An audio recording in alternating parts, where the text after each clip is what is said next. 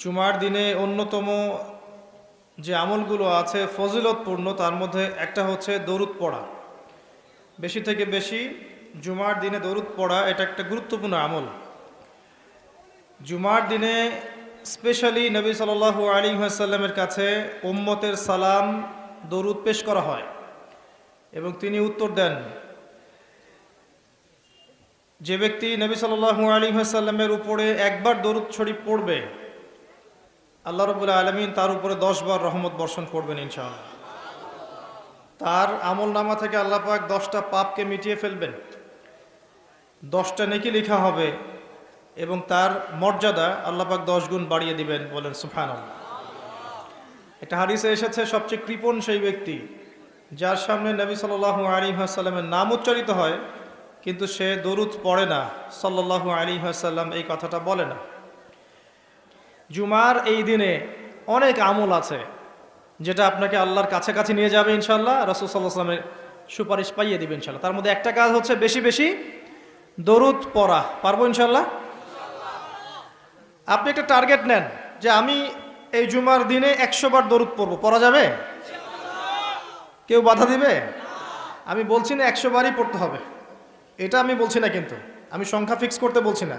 আপনি একটা টার্গেট নিয়েছেন যে আমি 100 বার মিনিমাম পড়বো আজকে, কেউ বাধা দিবে? এটা কি বেদাত হয়ে যাবে? আচ্ছা, জুমার দিন অন্যতম একটা আমল হচ্ছে, অন্যতম আমল সেটা হলো জুমার সলাতের জন্যে, ভালো করে শোনেন, জুমার সলাতের জন্যে আগে আগে মসজিদে যাওয়া। আমরা কি করি, প্রথম রাকাত হয়ে গেছে, দ্বিতীয় রাকাতে শেষ বৈঠক বাকি আছে, দৌড় দিয়ে মসজিদে যান। অনেক মুসল্লি দেখবেন জাস্ট নামাজটা শুরু হওয়ার আগে আগে মসজিদে ঢুকবে, অথচ নবী সাল্লাল্লাহু আলাইহি ওয়াসাল্লাম বলেছেন জুমার দিনে কেউ যদি সকাল সকাল উত্তম রূপে গোসল করে, উত্তম রূপে গোসল কোনটা এটা জানেন তো? আমরা ফরজ গোসল যেমন করে করি, এটা সর্বোত্তম গোসল। উত্তম রূপে গোসল করেছে, সবচেয়ে সেরা জামাটা পরেছে, সবচেয়ে সেরা উত্তম পোশাকটা। আমরা মসজিদে যাওয়ার সময় সবচেয়ে খারাপ পোশাকটা পরি। আর যদি দেখা যায় কোনো পলিটিক্যাল নেতা দাওয়াত করেছেন, সবচেয়ে সুন্দর কাপড় পরে গেলাম, দাঁড়ান, আপনি আল্লাহর সাথে মসজিদে দেখা করতে যাচ্ছেন, কেন সবচেয়ে নোংরা জামাটা পরে যাবেন? আপনি সবচেয়ে উত্তম পোশাক পরে যাবেন। দলিল দিব, ওই যে হাদিসে জিবরিল, জিবরাইল আলাইহিস সালাম মসজিদ নববীতে আসলেন, এসে নবী সাল্লাল্লাহু আলাইহি ওয়াসাল্লামের হাঁটুর সাথে হাঁটু লাগিয়ে বসলেন। ওই হাদিসের মধ্যেই আছে দেখবেন, রজুলুন শরীদুল বায়াদু সিয়াব, একদম উত্তম ধবধবা কাপড় পরে সে মসজিদে এসেছে, প্রমাণ। তো জুমার দিনে যদি আপনি সবচেয়ে সেরা সুন্দর পোশাকটা পরেন, আগে উত্তম রূপে গোসল করেন, আতর খুশবু ব্যবহার করেন, ব্যবহার করে আপনি খুতবা শুরু হওয়ার আগেই, খুতবা মানে বয়ান, এটা শুরু হওয়ার আগেই আপনি পায়ে হেঁটে মসজিদে আসেন, ইমাম সাহেবের কাছাকাছি বসেন এবং মনোযোগের সাথে তার খুতবা শোনেন, কাউকে কষ্ট না দেন, এমনকি কারো সাথে এতটুকু না বলেন যে চুপ করো। কেউ পাশে কথা বলছে, আপনি এতটুকু বলবেন না, চুপ করো। সাহাবায়ে কেরাম হাতের মধ্যে পাথর রাখতেন ছোট ছোট, যদি দেখতেন কেউ কোনো জরুরতে কথা বলছে, পাথর নিয়ে ঢিল দিতেন, মুখ দিয়ে বলতেন না, চুপ করো। এই কাজ যদি কেউ করে এবং ইমামের সাথে নামাজ শেষ করে, নবী সাল্লাল্লাহু আলাইহি ওয়াসাল্লাম বলছেন প্রত্যেক পদক্ষেপে 1 বছরের রোজা, 1 বছরের নফল নামাজের নেকি পাবেন।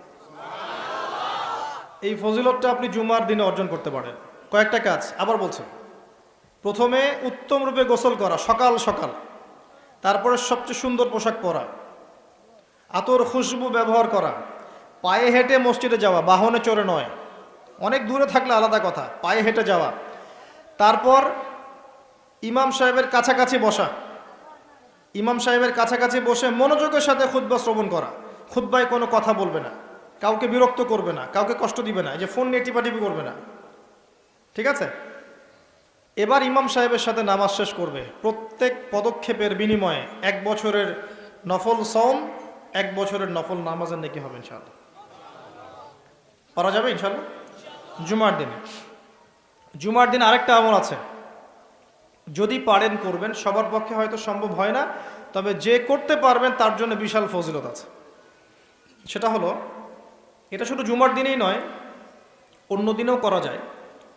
তবে জুমার দিনটা আমরা একটু গুরুত্ব দিই এই কারণে বলছি, ফজরের নামাজ জামাতে পড়া, ফজরের নামাজ জামাতে পড়া, এরপরে উঠে চলে না যাওয়া, বসে থাকা, বসে বসে আল্লাহর জিকির করতে থাকা, তাসবিহ তাহলিল তিলাওয়াত, আপনার যত আমলগুলো করেন আপনি সকাল সন্ধ্যা জিকির আজকার, এগুলো শেষ করা, শেষ করে সূর্য উঠে গেল, পিছনে সূর্য উঠে গেল, সূর্যটা একটু উঠে গেছে, ইশরাকের সময় হয়েছে, আপনি এখন 2 রাকাত নফল নামাজ পড়লেন, পড়ে বাসায় ফিরে গেলেন। নবী সাল্লাল্লাহু আলাইহি ওয়াসাল্লাম বলছেন একটা কবুল হজ, একটা কবুল ওমরার নেকি হবে ইনশাআল্লাহ। এটা করা যায় জুমার দিনে, কারণ জুমার দিনে আমরা কম বেশি মসজিদে আসি, আল্লাহ পাক আমাদেরকে তৌফিক দান করুন।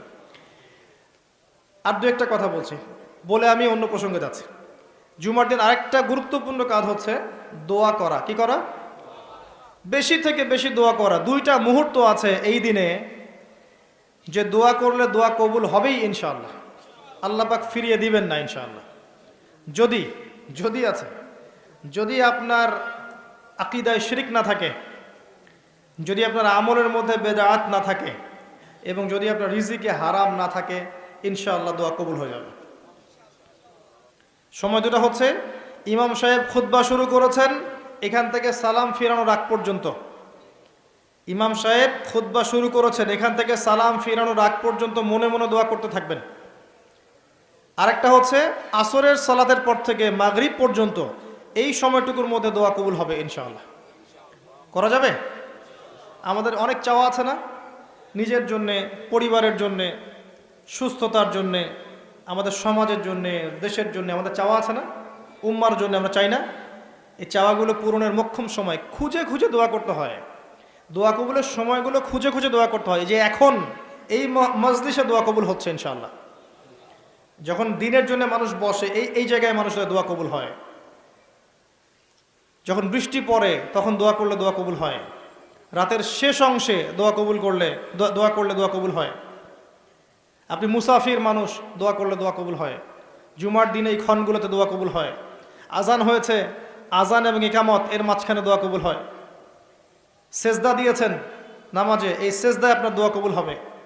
ফরজ নামাজের শেষে সালাম ফিরানোর আগে এবং সালাম ফিরানোর পর দোয়া কবুল হয়। অনেক জায়গা আছে, যুদ্ধের মাঠে, জিহাদের মাঠে দোয়া কবুল হয়। অনেক ক্ষেত্র আছে দোয়া কবুল হওয়ার। আমাদের খুঁজে খুঁজে দোয়া করতে হবে। আমরা কি করি? দোয়া করানোর জন্য মানুষকে হায়ার করে নিয়ে আসি, ডেকে নিয়ে আসি। আপনার বাবা মারা গেছেন, আমি কি আপনার আবেগটা বুঝতে পারবো? আপনার ওই অনুভূতিটা কি আমি ফিল করতে পারবো? আপনার সন্তান অসুস্থ, আমি কি ফিল করতে পারবো আপনার সন্তানের জন্য আপনার মনটা কেমন করছে? তখন আপনি দাঁড়িয়ে যাবেন নামাজে, আপনি দোয়ার জন্য হাত উঠাবেন, ইনশাআল্লাহ চোখের পানি ছেড়ে দেবেন, আল্লাহ পাক দোয়া কবুল করবেন ইনশাআল্লাহ।